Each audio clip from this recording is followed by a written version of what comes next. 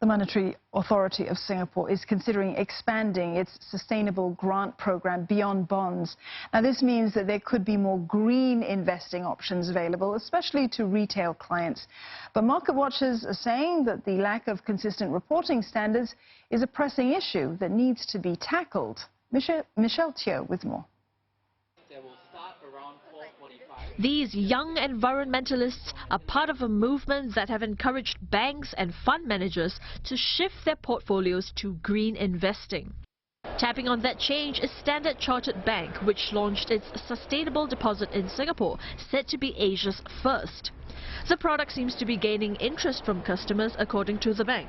The majority of Singaporeans, and especially younger Singaporeans, are very interested in these products and these initiatives, and the link between investment and doing something good, doing something for sustainability. The rate may not be the most competitive in the market, but it's there to provide support for assets that are also being priced at a slightly lower interest rate to support ESG initiatives globally. When it comes to returns on investment, researchers at the International Monetary Fund say that sustainable funds are comparable to that of conventional equity funds. But green investments might not be as diversified, and that could lead to underperformance. Experts say that more work can be done for these green companies in getting them to come clean with their accounting disclosures, while individuals should also do their own due diligence on these products. There are certain things that we look for when we want to invest in a green bond.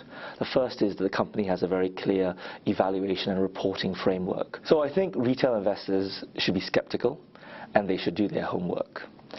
Because one of the key challenges of green bond investing is that there isn't any agreed measurement around what is a green bond or how the impact of a green bond is measured. So you need to make sure that what the company is saying they're doing, they're going to do. The region can build on the international initiatives. ASEAN, for example, has now its own green bond principles, so that's also a result of the global trend. Each country in the ASEAN region can also design its own principles.